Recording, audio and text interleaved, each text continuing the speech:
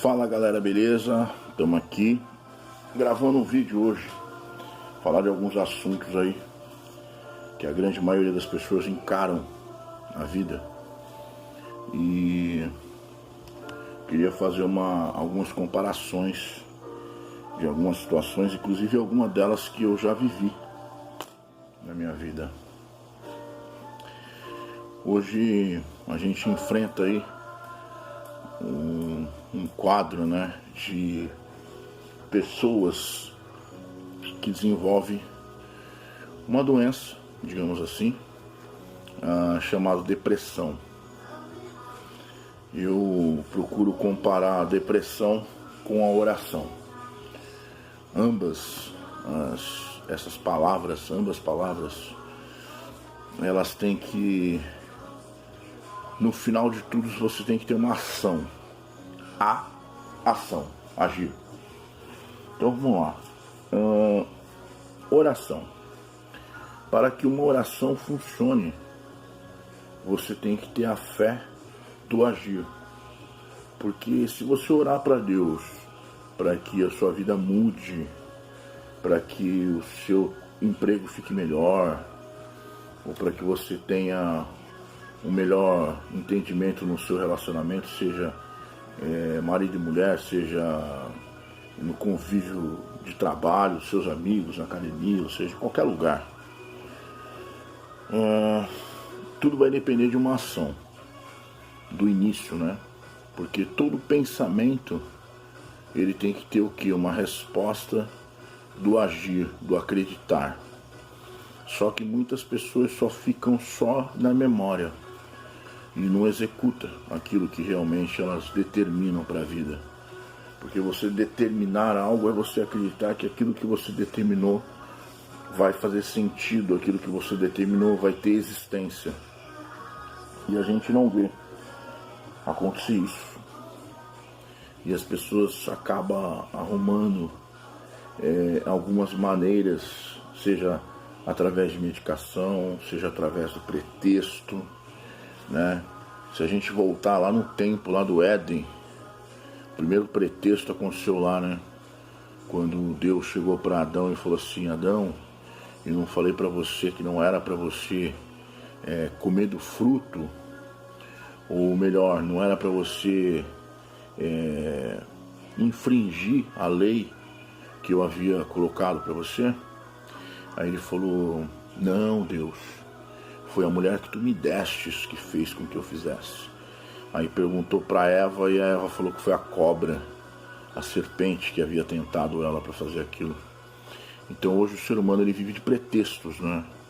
Então a sua fraqueza é porque alguma coisa aconteceu para que você seja assim. E isso a gente vem atravessando gerações que estão com essa mesma mentalidade, essa mesma metodologia, né? E cada vez mais as pessoas estão ficando mais frágeis, mais fracas. Uma coisa que me intriga, né, é que a palavra de Deus diz que nós fomos criados à imagem e à semelhança dele. Então, se eu sou a imagem e semelhança de Deus, não existe possibilidade para que eu seja fraco, porque eu tenho que crer nisso. Então isso significa que se eu sou o criado, ou seja, eu sou uma criatura à imagem e semelhança de Deus, significa que eu sou um semideus. E as pessoas não creem nisso, né? E a sociedade em que a gente vive também nos induz a não acreditar nisso. Então a gente tem que começar a repensar.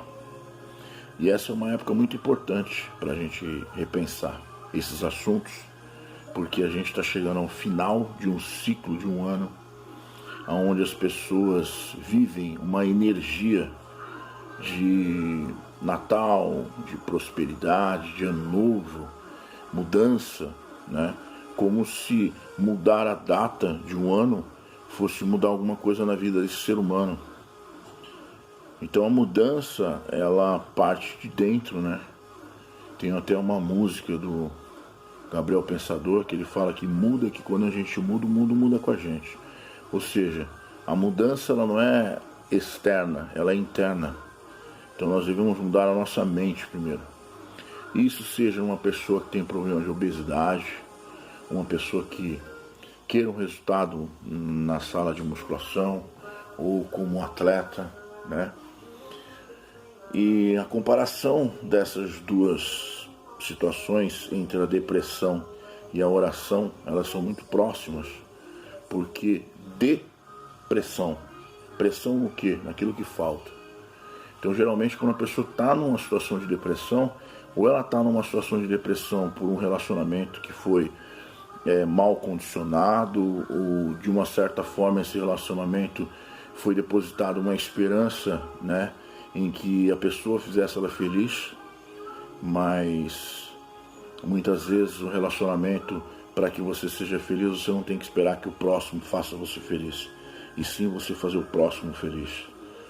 Porque se você fizer o próximo feliz, já é um grande passo. E as pessoas nunca estão prontas para que cedam primeiro, ou seja, eu faça primeiro para que depois eu receba. As pessoas querem sempre receber algo em troca. Muito difícil alguém vai fazer alguma coisa para que ela não tenha nada em troca. E este eu acredito que é o grande erro das pessoas e da humanidade. Eu vejo muitos atletas, né, inclusive amigos, competidores, que no treino eles desenvolvem um papel maravilhoso. Só que quando chega na hora da competição, eles perdem o controle e acabam se afobando, fazendo coisas erradas. Isso é uma ausência de confiança, né? Então isso também está ligado a essas palavras que a gente está discutindo, que é referente à depressão e é referente à oração. Orar, agir. Pressão, depressão, desgás, assim como você carrega a bateria do seu celular, como você enche o pneu do seu carro, né? A gente também tem que imaginar que a nossa vida, ela precisa de manutenção. As pessoas precisam de manutenção. Um grande número de pessoas que têm problema de depressão, pessoas depressivas, são pessoas que não praticam atividade física, né? Ou se pratica de uma forma que não tem objetivo. Porque a ausência do objetivo na vida do ser humano também, ela faz com que esse ser humano se sinta inútil.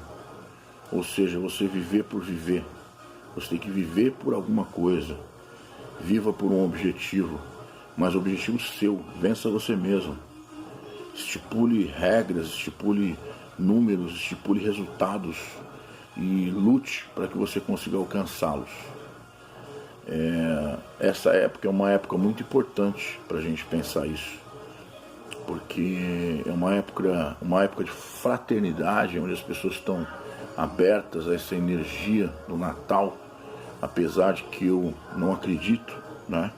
Eu tenho um conhecimento cristão e eu sei que o Natal não é comemorado no dia 25, mas eu não vou entrar nesse assunto porque senão a gente vai acabar discutindo uma parada que não condiz aqui com o que a gente está querendo falar.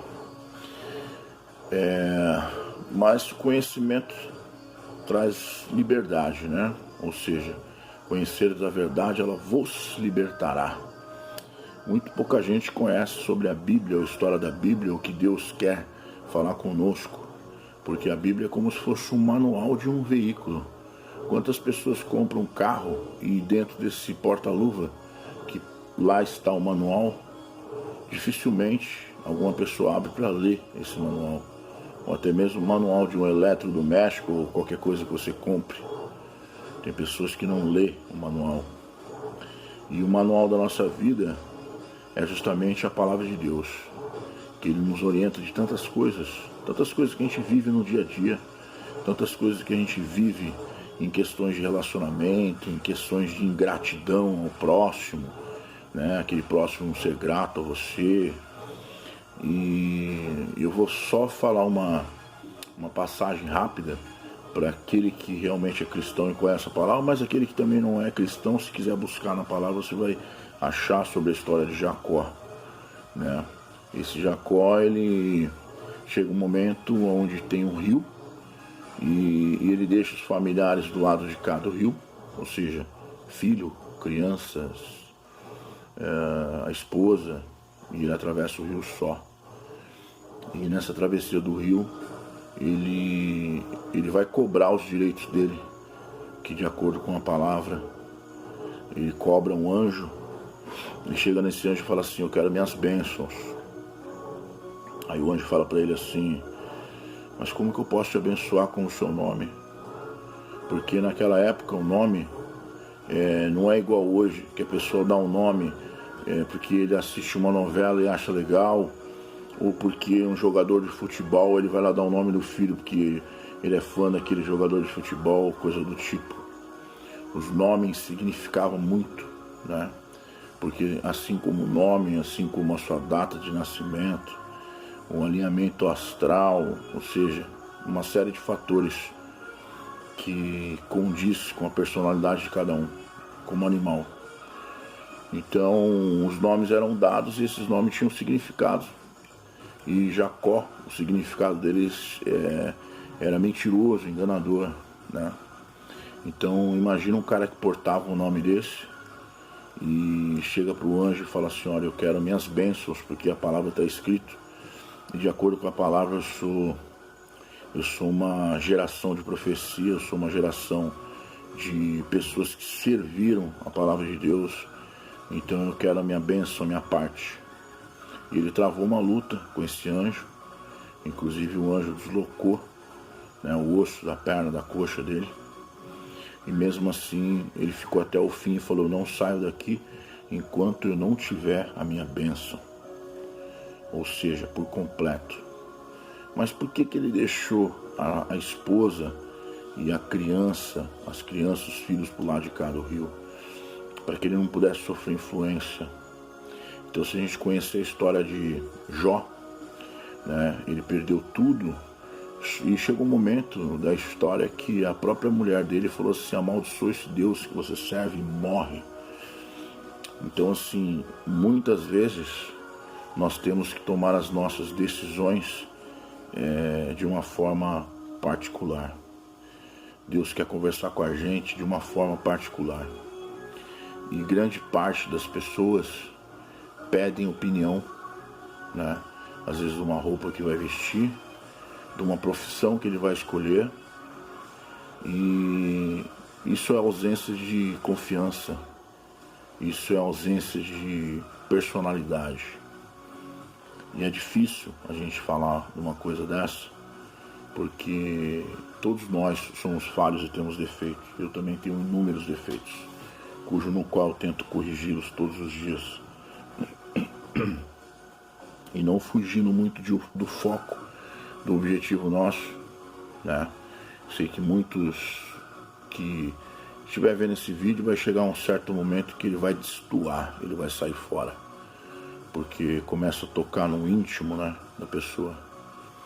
E eu passei por um problema há pouco tempo atrás, de uma lesão, onde essa lesão eu rompi o quadríceps, né? Então estourou a musculatura, descolou o tendão, minha rótula desceu e chegou um ponto que o pós-cirúrgico eu não conseguia mexer a minha própria perna, ou seja, eu não tinha força para subir a perna, né?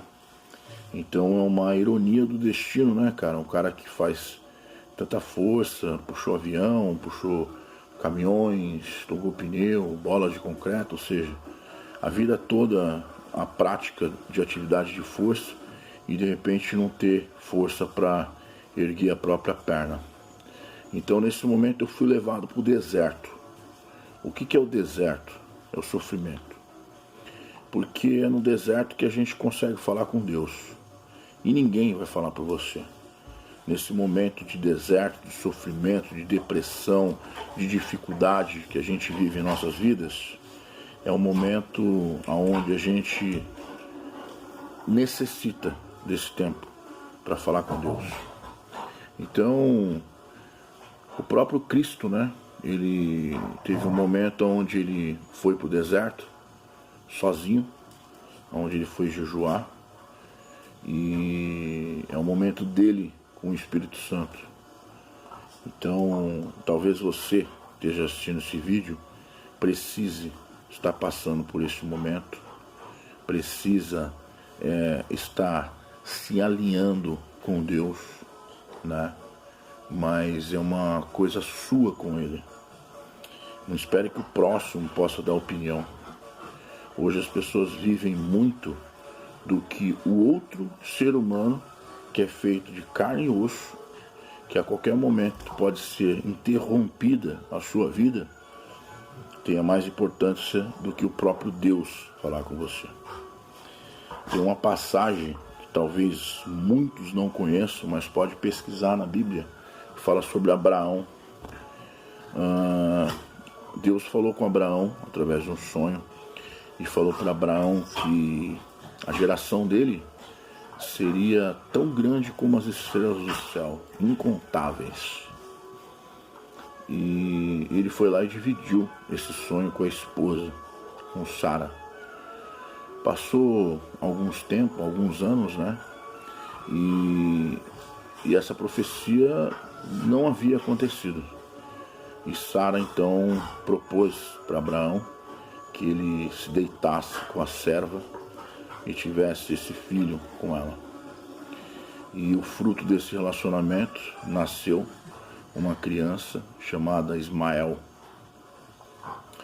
E passaram-se alguns anos e um anjo volta à tenda e fala com Abraão: Abraão, eu não havia dito, né? Deus não havia falado contigo que você teria uma nação? Pois é, a sua esposa Sara está grávida. E nesse momento Sara estava na tenda e ouviu esse anjo falar.